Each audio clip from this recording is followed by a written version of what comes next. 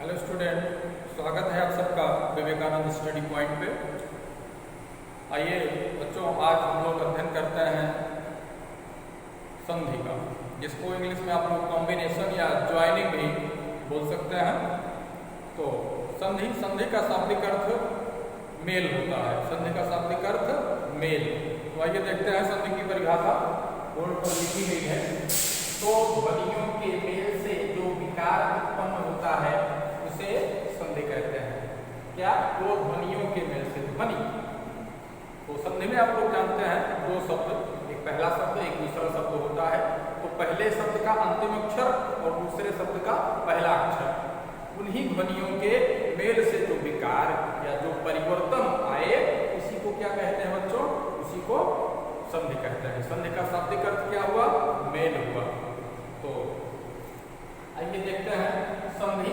संधि मुख्यतः तीन प्रकार की होती है बच्चों। कौन कौन सी? स्वर संधि, व्यंजन संधि और विसर्ग संधि। स्वर संधि, व्यंजन संधि और विसर्ग संधि, तीन प्रकार की संधियों में। अब स्वर संधि। स्वर संधि, स्वर का स्वर से मेल स्वर संधि कहलाती है। स्वर का स्वर से मेल स्वर संधि है। और व्यंजन संधि, व्यंजन के पश्चात स्वर या व्यंजन के आने पर जो विकार उत्पन्न हो उसे ही व्यंजन संधि कहते हैं। व्यंजन वर्ण के पश्चात, व्यंजन वर्ण वाली ध्वनियों के पश्चात स्वर या व्यंजन वर्ण वाली ध्वनि आ जाए और उसके पश्चात जो विकार उत्पन्न हो, जो परिवर्तन आए उसे ही व्यंजन संधि कहते हैं। विसर्ग के पश्चात, विसर्ग आप लोग जानते हैं, तो बिंदी जो लगा करती है उसको हम लोग विसर्ग बोलते हैं, ठीक है ना। जैसे राम लिखा है तो राम के आगे दो बिंदी लगा दिया गया, विसर्ग लगा दिया गया, तो राम वहां पढ़ा जाएगा, उसका उच्चारण हा के रूप में हुआ करता है, आप लोग जानते हैं। तो विसर्ग के पश्चात स्वर या व्यंजन वर्ण की ध्वनि आने पर जो विकार उत्पन्न होता है उसको हम लोग विसर्ग संधि कहते हैं। तो आइए देखते हैं स्वर संधि। सबसे पहले स्वर संधि। स्वर संधि के यहाँ पर 5 भेद होते हैं बच्चों। स्वर संधि के कितने भेद? 5। दीर्घ संधि, गुण संधि, वृद्धि संधि, यण संधि और अयाधि संधि। इस प्रकार से आप लोग देख रहे हैं स्वर संधि के यहाँ पर कितने भेद बताए गए हैं? 5 भेद बताए गए हैं। दीर्घ संधि, इसको अगर संस्कृत में भी जाना जाए तो इसका अलग अलग सूत्र होता है। तो दीर्घ संधि का सूत्र क्या होता है बच्चों? अकः सवर्णे दीर्घः। क्या होता है? अकः सवर्णे दीर्घः। ये हो गया आपका दीर्घ संधि का सूत्र, समझ में आ रहा होगा। उसके बाद गुण संधि का सूत्र क्या है बच्चों? गुण संधि का सूत्र होता है आद गुणा। क्या होता है? आद गुणा। ये हो गया आपका गुण संधि का सूत्र। वृद्धि संधि का सूत्र, वृद्धि संधि का सूत्र होता है बच्चों वृद्धि रेच। क्या होता है? वृद्धि रेच। ये आपका वृद्धि संधि का सूत्र हो गया। यण संधि, यण संधि का सूत्र क्या होता है बच्चों? इको एच। क्या होता है? इको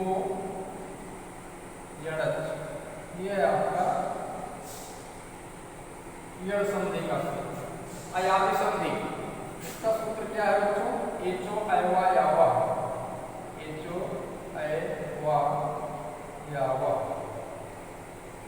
इस प्रकार से आप लोगों ने देखा ये नाम है संधि का। और संस्कृत में भी सहायक सिद्ध होने वाली ये सूत्र है आपके समक्ष प्रस्तुत किए गए हैं, लिखे गए हैं, अंकित है बोर्ड पर। इसको भी आप लोग देख लेंगे और इसको समझ लेंगे, याद कर लेंगे। इसको संस्कृत पढ़ने वाले सभी विद्यार्थियों के लिए ये सहायक सिद्ध होगा, लाभकारी है। अकः सवर्णे दीर्घः, इसका किस संधि का सूत्र है? दीर्घ संधि। आद गुणा किस संधि का सूत्र है? गुण संधि। वृद्धि रेच किस संधि का सूत्र है? वृद्धि रेच, वृद्धि संधि। इको एच किस संधि का सूत्र है बच्चों? यण संधि। एचो अयवा यावा किस संधि का सूत्र है? अयाधि संधि।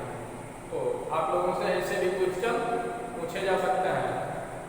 तो ऐसा भी क्वेश्चन पूछा जा सकता है, दीर्घ संधि का सूत्र क्या है, गुण संधि का सूत्र क्या है, इधर से भी क्वेश्चन पूछा जा सकता है और उधर सूत्र द्वारा सूत्र का नाम लेकर के जो है संधि का नाम पूछा जा सकता है।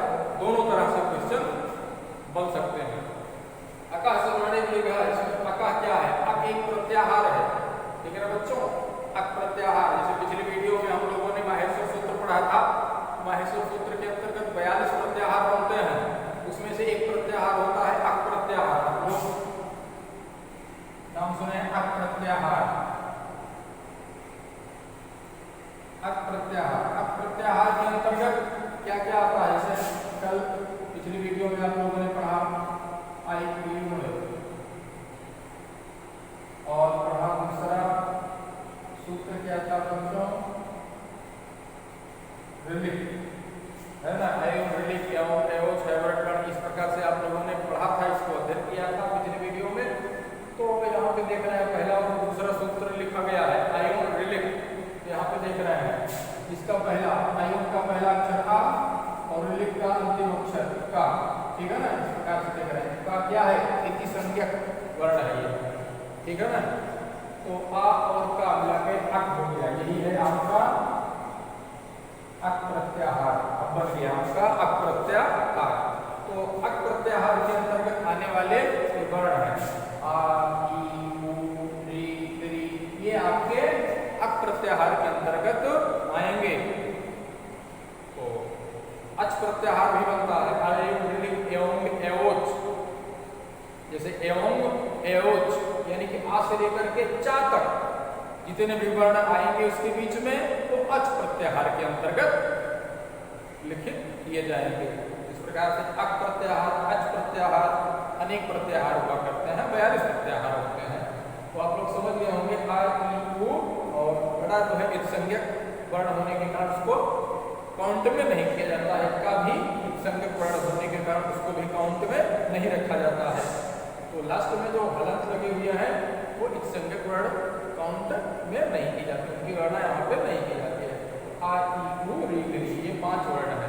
तो इन्हीं के द्वारा जो है अक प्रत्याहार, अक प्रत्याहार किसमें है? अक सवर्ण देगा, यानी अक प्रत्याहार वाले जितने भी वर्ण है वो दीर्घ संधि में आते हैं।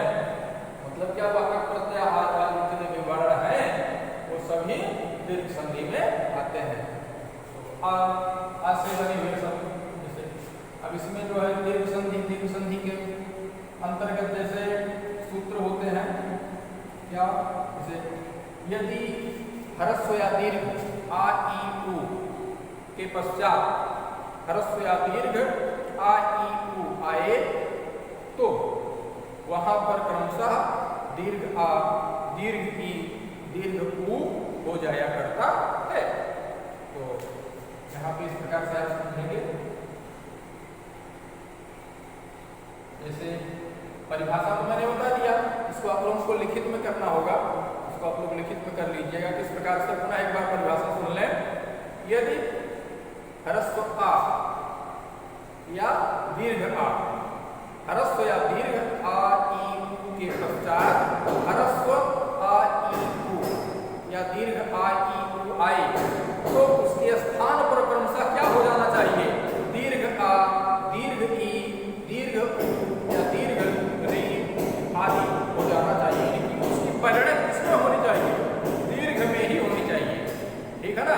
दीर्घ का मतलब बड़ा, ह्रस्व का मतलब छोटा, ह्रस्व आ छोटा आ, दीर्घ आ बड़ा आ, ह्रस्व ई छोटी ई, दीर्घ ई बड़ी ई।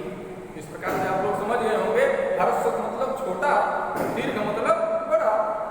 तो आ ई उ, अब यहाँ पे आ ई उ देख रहे हैं क्या है? ह्रस्व है, ह्रस्व आ ई उ, ह्रस्व हो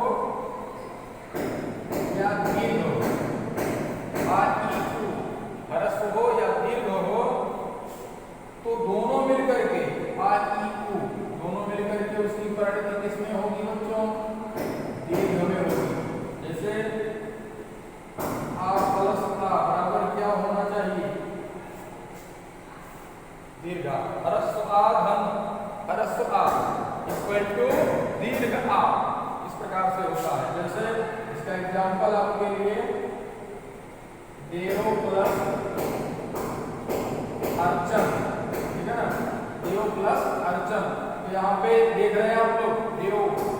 अब एक शब्द ये है पहला शब्द और दूसरा शब्द, संधि में एक होता है ना, संधि विच्छेद किया गया तो संधि विच्छेद वाले शब्द है ये। एक पहला शब्द दूसरा शब्द, पहले शब्द का अंतिम अक्षर और दूसरे शब्द का पहला अक्षर, इसी की गणना मुख्य रूप से की जाती है संधि में। तो पहले शब्द का अंतिम अक्षर इसमें क्या है, इसकी ध्वनि आ रही है ह्रस्व आ की, इसमें अर्चन में इसकी ध्वनि आ रही है बच्चों, ये भी ह्रस्व आ की ध्वनि आ रही है। इस प्रकार से ह्रस्व आ धन ह्रस्व आ बराबर क्या हो गया, दीर्घ आ। तो देव धन अर्चन क्या हो जाएगा, देवार्चन, ठीक है ना। इस प्रकार से आपका ये संधि बनती है। जैसे नेक्स्ट एक एग्जांपल और आप ले लीजिए,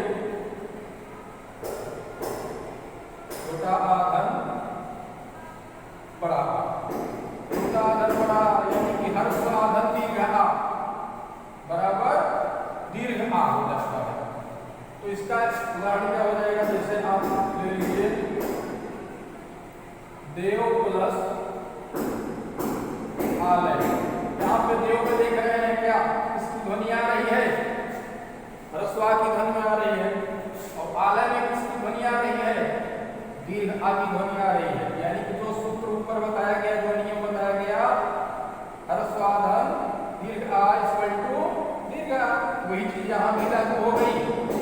ह्रस्व आ धन दीर्घ आ इक्वल टू दीर्घ आ, तो दोनों मिल जाएगा। अगर छोटा आ धन बड़ा क्या बन जाएगा बच्चों, बड़ा आ बन जाएगा।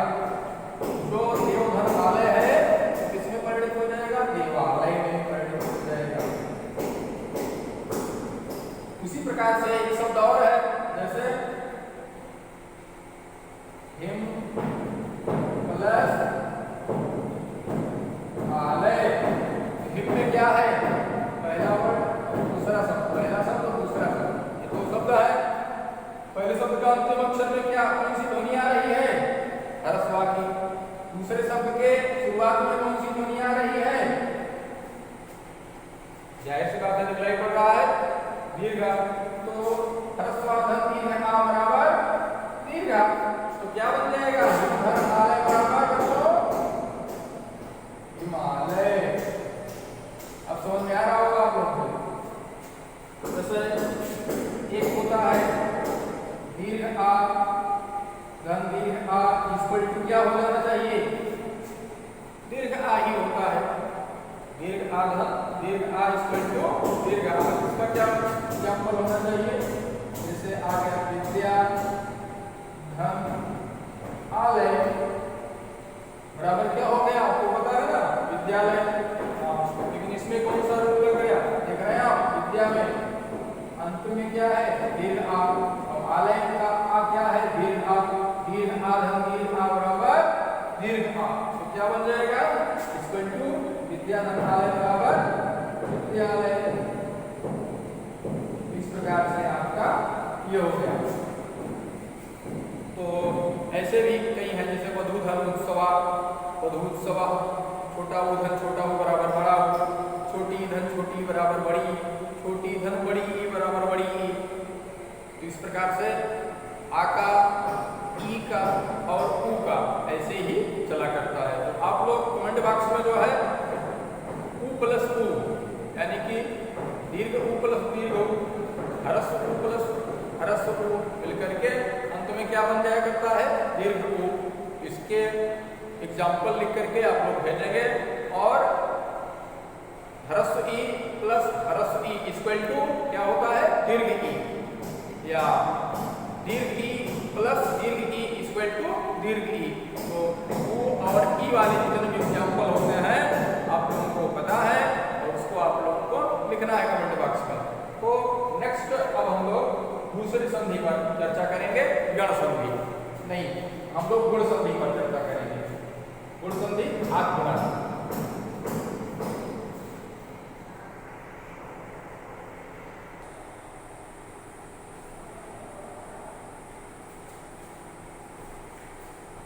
तो यह है गुण संधि। दीर्घ संधि के पश्चात गुण संधि, जिसका सूत्र आप लोगों ने अभी देखा, आद गुणा है। तो इसका स्ट्रक्चर इस प्रकार से चलता है, आ या आ के पश्चात ई या ई आ जाता है, और आ या आ के पश्चात उ या उ भी आ सकता है, ह्रस्व या दीर्घ आ के पश्चात री या दीर्घ री आ सकता है। इस प्रकार से आ या आ के पश्चात ई उ री दीर्घ या ह्रस्व बन करके आ सकते हैं। तो किसमें परिणत हो सकते हैं, उनका परिवर्तन किसमें हो सकता है, इस प्रकार से इसको लिखा गया है, ए ओ आर में हो सकता है। तो आइए देखते हैं, आ ई मिलकर के क्या होगा बच्चों, ए, आ ई मिलकर के ए, आ उ मिलकर के ओ, और आ ई मिलकर के आर। आ ई चाहे वो ई ह्रस्व हो चाहे वो दीर्घ हो, तो दोनों मिलकर के क्या बनेंगे, ए बनेंगे। आ ह्रस्व उ या आ दीर्घ उ मिलकर के क्या बन जाएंगे, ओ। आ या आ के बाद री या आए तो आर बन जाता है। इस प्रकार से आ ई उ री के मिलने से क्रमशः ए ओ आर विकार उत्पन्न होता है, में परिणत हो जाया करता है। वही परिभाषा आप लोगों को लिख करके बताई गई है यहाँ पे। यदि आ या आ ह्रस्व या दीर्घ आ के बाद ह्रस्वी या दीर्घी, ह्रस्व या दीर्घ री आए तो आ के बाद ई उ री, यानी कि दोनों ही छोटी बड़ी छोटा बड़ा री, छोटा कहना ठीक नहीं है, ह्रस्व या दीर्घ कहना उचित है। आए तो वहां पर क्रमशः ए ओ आर हो जाया करता है, ठीक है ना।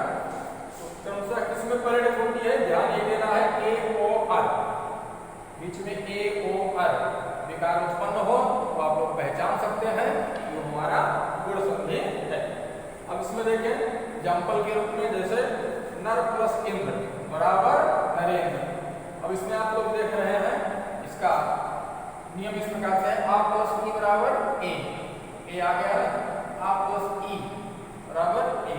यहाँ पे आ नर में रा में आ छिपा हुआ है, और इंद्र में दूसरे शब्द का पहला अक्षर, इसमें ई, आ प्लस ई बराबर ए, इसीलिए आ प्लस ई बराबर ए हुआ। सूर्यधन इंद्र बराबर सुरेंद्र, इसका स्ट्रक्चर आ प्लस ई बराबर ए, और सुर में रा, यानी कि इसका पहला शब्द दूसरा शब्द यही होता है, पहले शब्द का अंतिम अक्षर, यानी कि अंतिम अक्षर कौन, रा, दूसरे शब्द का पहला अक्षर अंतिम, पहला अक्षर कौन, ई। तो रा क्या है, छोटा आ इसमें है, और ई इसमें है ही है ई। तो आ प्लस ई बराबर क्या हो जाएगा, ए, आ प्लस ई बराबर ए, इसीलिए हुआ है। नर प्लस ई इस बराबर नरेश, इसका स्ट्रक्चर किस प्रकार से हुआ, आ प्लस दीर्घ ई बराबर ए, ही होना है, नहीं होगा, ए ही होना है। तो नर प्लस ई, यहाँ पे आप लोगों ने देखा नर, रा में क्या है, छोटा यानी कि ह्रस्व, और इसमें ई क्या है, दीर्घ ई, आप लोग देख पा रहे हैं, ह्रस्व आ धन दीर्घ ई बराबर ए। नेक्स्ट चलते हैं, वीर धन उचित बराबर वीरोचित। अब इसमें आप लोग देख पा रहे हैं वीर, इसमें रा में क्या है, कौन सी वर्ण की ध्वनि आ रही है, ह्रस्व आ की ध्वनि आ रही है, और उचित में उ में कौन सी ध्वनि आ रही है, उ, कौन से उ की, ह्रस्व उ की। आ प्लस उ बराबर क्या होता है, ओ, आ प्लस उ बराबर ओ लिखा भी गया है। महाधन उत्सव बराबर महोत्सव, यानी कि इसमें महा में हा देखें, हा के क्या लगा हुआ है, दीर्घ आ छुपा हुआ है, और उत्सव में ह्रस्व उ, तो बड़ा आ धन उ बराबर क्या हो जाएगा, ओ, बड़ा आ धन उ बराबर ओ, यानी दीर्घ आ प्लस उ बराबर ओ। अब आगे देवधन ऋषि बराबर देवर्ष, और देव में हुआ देखिए क्या है, ह्रस्व आ है, ऋषि में री है, तो आ प्लस री बराबर क्या होगा, आर, आ प्लस री बराबर आर हो ही गया। अब यहाँ पे वीरोचित में आप लोगों ने जैसे देखा, आ प्लस ओ बराबर हो, आ प्लस ओ बराबर हो, यहाँ पे भी दिखलाई पड़ रहा है जो स्ट्रक्चर है, यहाँ पे उसका एग्जाम्पल आप लोगों को स्पष्ट रूप से दिखलाई पड़ रहा है। महोत्सव में है महाधन उत्सव बराबर महोत्सव, तो बड़ा आ धन उ बराबर ओ, इस प्रकार से स्ट्रक्चर वही है। सप्तर्ष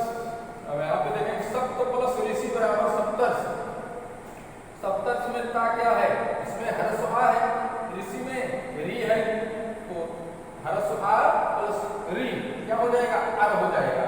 हर्ष आ प्लस री क्या हो जाएगा, अर हो जाएगा। इसीलिए सप्त प्लस ऋषि बराबर सप्तर्षि। देवर्ष, सप्तर्ष, महर्ष, राजर्ष, इस प्रकार से ब्रह्मर्ष जितने भी आएंगे इसमें रहेंगे बच्चों गुण संधि में। देवधन ऋषि देवर्ष, ब्रह्मधन ऋषि ब्रह्मर्ष, राज प्लस ऋषि राजर्ष, सप्तधन ऋषि सप्तर्षि। तो इस प्रकार से ऋषि वाले महर्षि देवर्षि सप्तर्षि आपके गुण संधि में है। तो ए ओ आर से मिले जैसे नरेंद्र, सुरेंद्र, महेंद्र, गणेश, सुरेश, दिनेश, रमेश, ये सब ए और ओ वाले वीरोचित, यथोचित, महोत्सव आदि आपके गुण संधि के अंतर्गत आएंगे।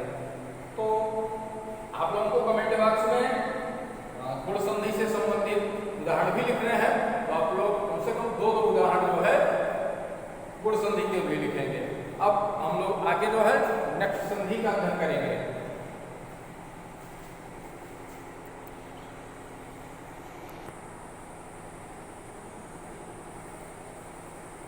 तो अभी गुण संधि में आप लोगों ने देखा ए ओ और अल नामक विकार हो रहा था। अब वृद्धि संधि देखेंगे। तो वृद्धि संधि, वृद्धि का मतलब ही बढ़ना, वृद्धि में रहना, यानी कि गुण से गुण की अपेक्षा ये वृद्धि में रहेगा। गुण में आप लोगों ने देखा ए ओ, अर को छोड़ दीजिए, अभी ए ओ था तो ए ओ की जगह आय औ हो जाता है, यानी कि वृद्धि हो जाती है, मात्राओं की वृद्धि हो जाती है। तो गुण में जो ए और ओ था वही वृद्धि में आय और औ में परिवर्तित हो गया। तो इस प्रकार से वृद्धि समझिए। वृद्धि का मतलब ही बढ़ना, वृद्धि का मतलब बढ़ना। क्या बढ़ गया, मात्राएं बढ़ गई। ए का आय हो गया, ओ का औ हो गया। किन परिस्थितियों में हुआ, आइए स्ट्रक्चर के माध्यम से देखते हैं। ह्रस्व या दीर्घ, छोटा या बड़ा, आपको समझने में आसानी हो भाई, आप लोग समझिएगा। ह्रस्व या दीर्घ उससे ज्यादा तर्क संगत है, व्याकरण सम्मत होगा बोलना। ह्रस्व आ या दीर्घ आ के पश्चात ए या आय आए तो क्या बन जाएगा बच्चों, आय बन जाएगा। छोटा या बड़ा आ के पश्चात ए या आय आए क्या बन जाएगा, आय ही हो जाएगा, जैसा कि यहाँ पर बताया गया। छोटा आ या बड़ा के पश्चात ह्रस्व या दीर्घ आ के पश्चात ओ या औ आए तो क्या बन जाना है, उसको औ बन जाना है। यानी कि मुख्य बात आपको इसी पे ध्यान रखना, आय और औ जिसमें आ रहा है वो वृद्धि संधि है। वृद्धि का मतलब ही बढ़ जाना, बढ़ जाना, बढ़ना। क्या चीज बढ़ गया, मात्रा बढ़ी। कौन सी मात्रा बढ़ी, आय और औ।